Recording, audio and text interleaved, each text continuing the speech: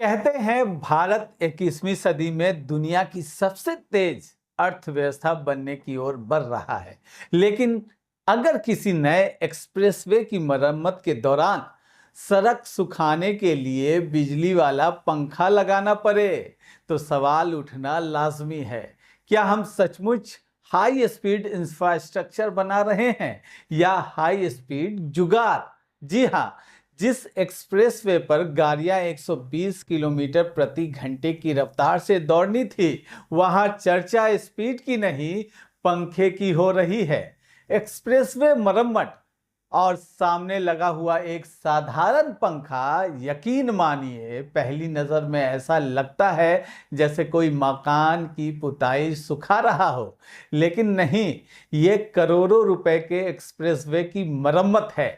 सोचिए, जिस देश ने चंद्रयान चांद पर उतार दिया, जहां बुलेट ट्रेन के सपने दिखाए जा रहे हैं, वहां एक्सप्रेसवे सुखाने के लिए पंखा चल रहा है।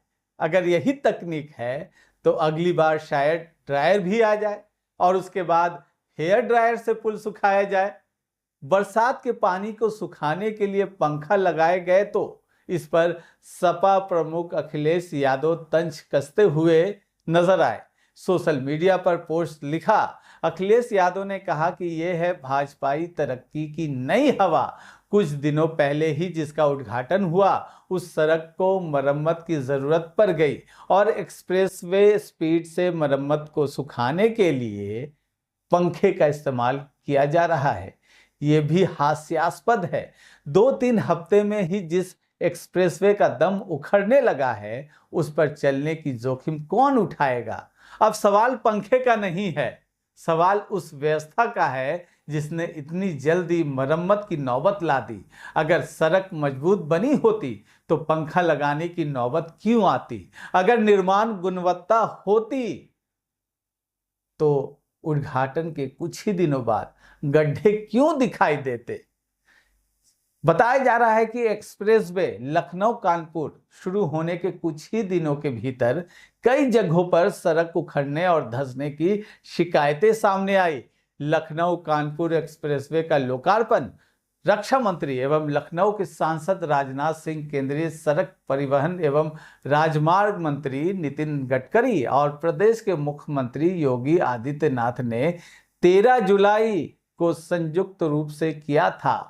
14 जुलाई की सुबह 8 बजे से एक्सप्रेसवे पर यातायात शुरू कर दिया गया था।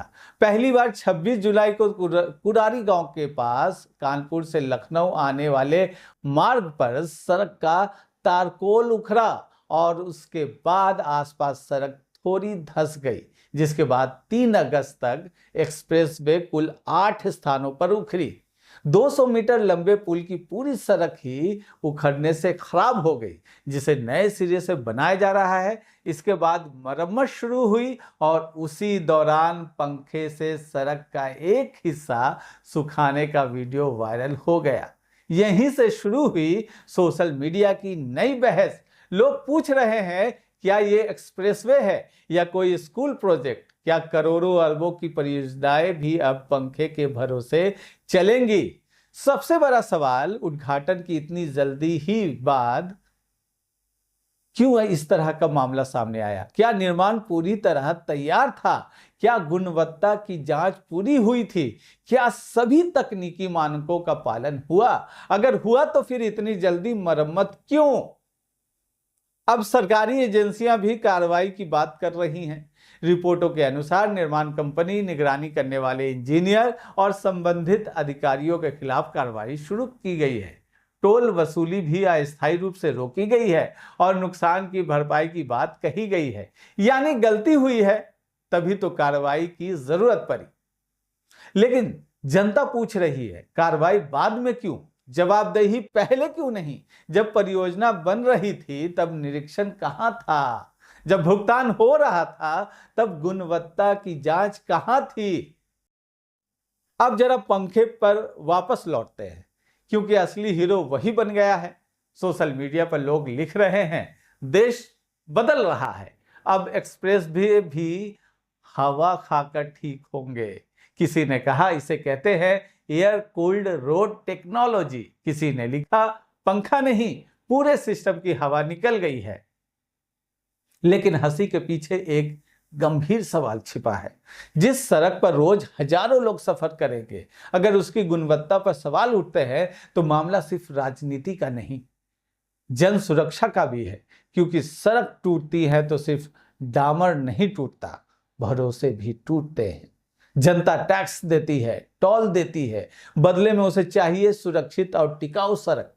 उसे जुगाड़ नहीं, जवाब चाहिए। उसे बहाने नहीं, जवाबदेही चाहिए। और आखिर में बस इतना, 21वीं सदी का भारत विश्व स्तरीय इंफ्रास्ट्रक्चर का सपना देखता है, लेकिन जब चर्चा एक्सप्रेसवे की गुणवत्ता से हटकर उसे सुखाने वाले पंखे पर आ जाए तो ये किसी भी व्यवस्था के लिए आत्ममंथन का विषय है।